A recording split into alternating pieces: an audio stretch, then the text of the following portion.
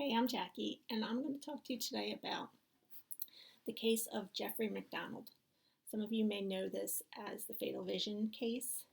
Um, there was a book and a movie written about it by Joe McGinnis. The name of my presentation is Things Don't Lie, People Do. So, there are two schools of thoughts on his case. One is, of course, the guilty as charged, which Joe McGinnis, who wrote Fatal Vision, falls into. He was invited by Jeffrey MacDonald to come follow the case with him. He was invited to meetings. He was invited to court. He lived and breathed this case. As he lived and breathed this case, he found that he didn't quite believe Jeffrey MacDonald, and he believes he's guilty, and that's how his book plays out. In the end, Jeffrey MacDonald wound up suing him for breach of contract, I guess because he didn't like the way the book turned out. But either way, it was settled out of court, and the book and the movie still tell the story. There's F. Lee Bailey, renowned attorney, written very many books. One of them is When the Husband is the Suspect. Really good book.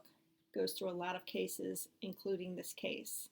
He definitely believes that MacDonald was railroaded from the beginning. So the controversy over some of the issues in this case are really fascinating.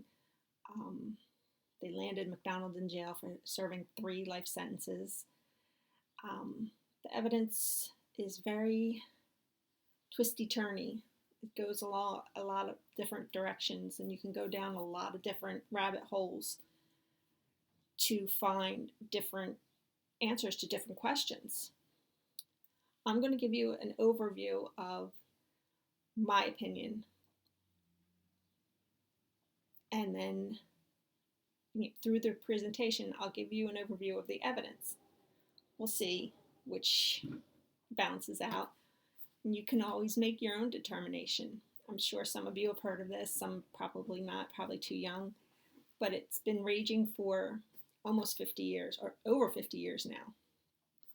So let's get on with the show. Right, this is just the contents of my slideshow, just to keep things organized. But we're going to go with Jeffrey MacDonald's story first. This is his story. He came home after working 48 hours straight. He shared an orange cordial with his wife before she went off to bed. He finished watching the Johnny Carson show, read for a little bit, fell asleep on the couch. He was woken up by hearing his baby daughter, Kristen, crying.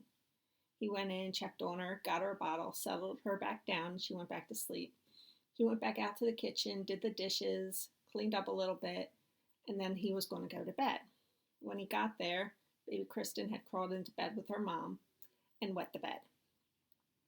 So MacDonald took Kristen out of this bed, and put her in her own bed, and went out onto the couch to go to sleep. Next thing he knows, he's woken up by hearing his wife screaming, "Jeffrey, Jeffrey, why are they doing this? Jeff, come help me. Why are they doing this?" And he also hears his daughter, Kimberly, the 5-year-old, screaming, "Daddy, Daddy, Daddy." He gets his wits about him and looks around, and he sees 3 men, 2 white males, 1 black male. And he gets hit in the face with a club by the black male. Then all of a sudden, 2 white males are stabbing him and throwing punches and just attacking him. Somehow his pajama top gets pulled up over his arms, over his head, and he's using that as a defense at these blows. He gets knocked down. He looks and he sees a woman, white knee-high go-go boots, a floppy hat, long stringy blonde hair. He says she's carrying a candle and chanting, "Acid is groovy, kill the pigs." And then she would say, acid and rain, acid and rain. It was raining that night. It was a horrible storm that night, so who knows. He was then knocked unconscious. He woke up. He went over and checked on his family, found them all stabbed, went back and dialed 0 to get help. It was the Fayetteville operator, and they couldn't help him because he was on a military base. So I don't know what happened. Somehow they switched it over to the military base, and the MPs were on their way. When the MPs got to the residence, they found the front door locked. So they went around back. It was unlocked. Sorry. The door led to a utility room. The utility room led to the master bedroom. When they walked into the master bedroom, they were hit with the overwhelming smell of blood. There was pools of blood everywhere, and they saw pregnant Colette laying on her back with pools of blood all around her. Resting on her arm was Jeffrey MacDonald. He was facing away from her, and they thought he was dead too. And all of a sudden they see him breathing, and they get up, they do CPR. He's yelling at them, "Don't worry about me, go check on my family." So some of them are checking on the family to find them deceased while they're still trying to get MacDonald CPR. They send him away in the ambulance, and they get to work. CID comes in, and they get there and they notice that the crime scene does not add up to MacDonald's story. Nothing is kosher there. They don't get it. So this is my actual question. When you analyze the evidence, did Jeffrey MacDonald kill his wife and children as he has been convicted? Well, we're going to find out. This is the home at 544 Castle Drive in Fort Bragg, North Carolina. This is the front. This is the back.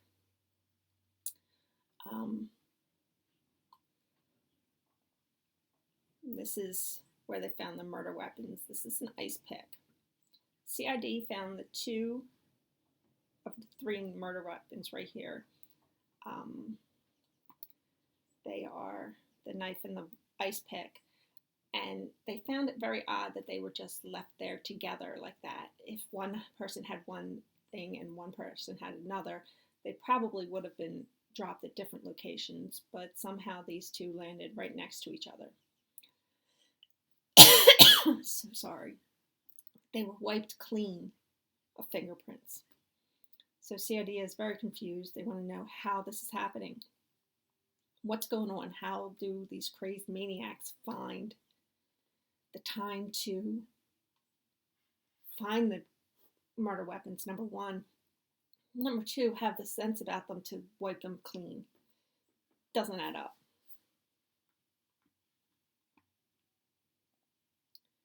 So this is the living room. The only thing that was disturbed in this living room was the coffee table. And even to the CID investigators, that looked staged.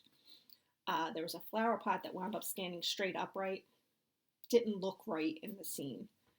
The magazines, it seemed as though they were pushed off the table and then the table flipped over. It just looked fishy to them. And if you look through the scenes, nothing else is out of place. There were Valentine cards standing and dishes in the china cabinet that were still standing upright. When investigators just did a little jump, they all tumbled over. The cards fell over onto the floor, the dishes in the china cabinet fell. So this was a room where Jeffrey MacDonald was fighting for his life with 3 other grown men. There were 4 grown men fighting for their lives in this room, and nothing is out of place. Lamp isn't fall over. TV on that little stand's fine. Nothing. There's nothing wrong with this room.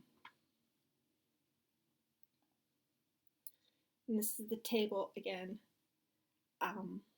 with the magazines. Like, they just didn't seem right to the investigators. All right, I'm going to stop here.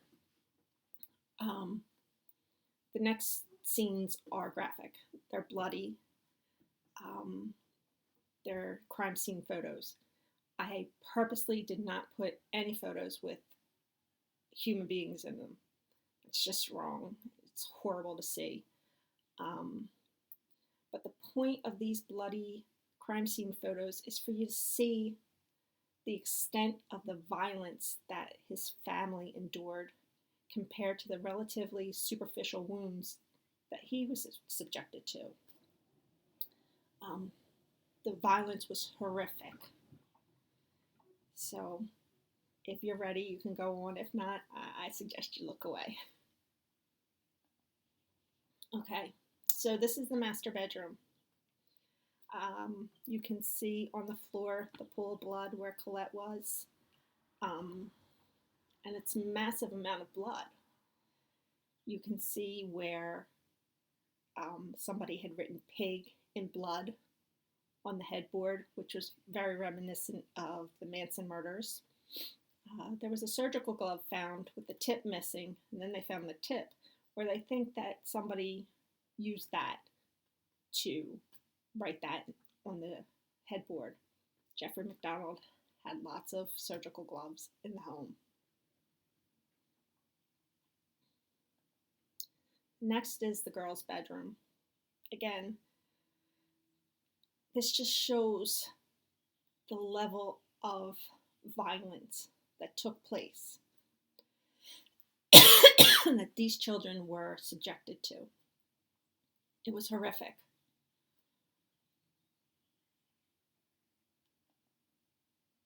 And this is the pajama top that Jeffrey MacDonald supposedly had over his head that he was trying to use to protect himself against blows. Now, somebody's bludgeoning at you with an ice pick or a knife, and you have a wrapped up pajama top trying to fight against them. You would think you would get some defensive wounds. He had none. The holes in his pajama top are perfectly cylindrical. They're not torn like they would be if somebody was jabbing at you at a moving object. Just doesn't add up. Pajama top was also folded on top of Colette's body, and that's where it was found. And if you fold it in this specific way, the holes in the pajama top add up to the holes on Colette's body. Could that be an exaggeration? Could somebody have worked hours and hours and hours just to figure that out? I don't know. It's just fishy. Now, this is a public help wanted sign. It was run in a newspaper during his trial. These were composite sketches made according to the descriptions that he gave. And this is the blood type trail. In this family, they had a very strange phenomenon. Everyone had a different blood type. Colette had A, Jeffrey had B, Kimberly had AB, and the baby had O. I'm so sorry. So you can tell where everybody was, where everybody bled, where blood mixed together in every one of these rooms. You can pretty much follow the trail. Now, the defense team did a very thorough analysis of the blood trail to find that it was mixed up everywhere. But if you look at the prosecution's, which is just right what they saw, it's clear how Jeffrey walked from each room. He went to the bathroom. He just did everything that doesn't make sense. He went back to the kitchen. He washed his hands. It just was a lot of strange actions. So this is my personal analysis. The crime scene just doesn't add up. For 4 drug-crazed people violently running around in this apartment, bludgeoning this family to death, there was nothing disrupted except that table. Fibers from the pajama top are found everywhere in the house. Under Colette, under the baby, under Kimberly, on the beds, on the floors, everywhere except in the living room where he was supposedly fighting for his life. The wound comparison, I want to read my notes exactly so I get it right, because this is what really kills me. Okay, so Colette MacDonald had severe blunt trauma, at least 6 hits to the head, with lacerations that went to the bone, 9 deep knife wounds on the front of her neck, 7 deep knife wounds to the chest, and 21 wounds, puncture wounds, made by the ice pick. Kimberly, who was 5, was hit at least 3 times with blunt force trauma to the head. She had skull fractures. There were pieces of her cheekbone that protruded through the skin. She had 8 to 10 deep knife wounds and 18 puncture wounds. Kristen, the 2-year-old, had 12 knife wounds to her back, 4 to her chest and 1 to her neck, 15 shallow cuts to the front. Two of the deep knife wounds from the back punctured her heart, causing severe internal bleeding. So along with all the blood that was on the outside, she was bleeding on the inside. Now, Jeffrey MacDonald, he had 1 puncture wound that partially collapsed lung. Bruised head, he had a lump on his forehead, slightly swollen, small puncture on his chest, superficial wound on his arm, and small superficial cut to his abdomen. Doesn't add up.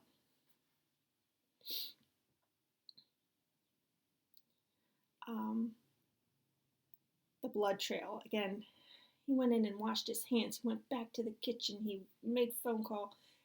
None of it makes sense. It doesn't make sense where the blood trail leads. I just can't follow it. And then there was the public appearances that he made. He went on the Dick Cavett show. He went on a couple different shows. He showed no emotion, none.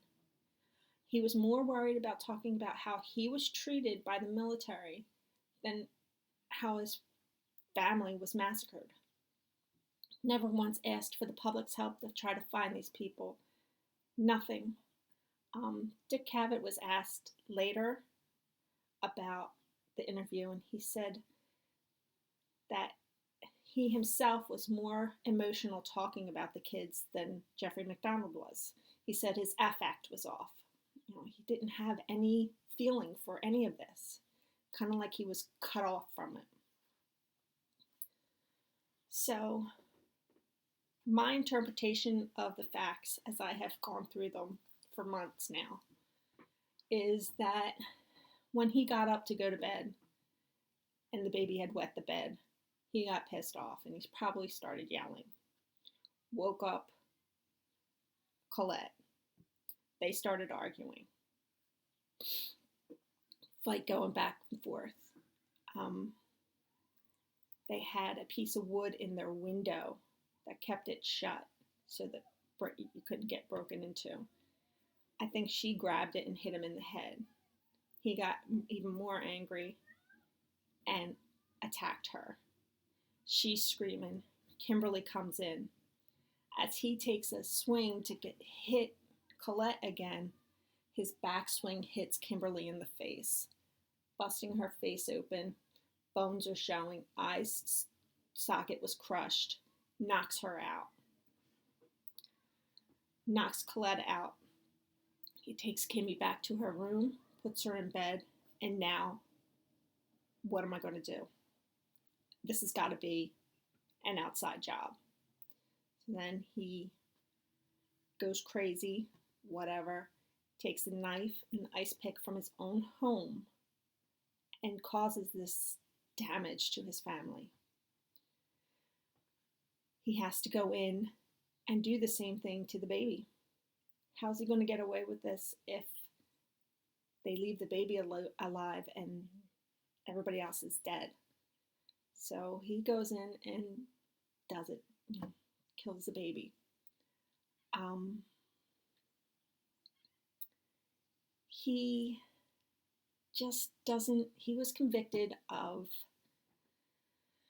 first-degree murder for baby Kristen and second-degree murder for his wife and Kimberly.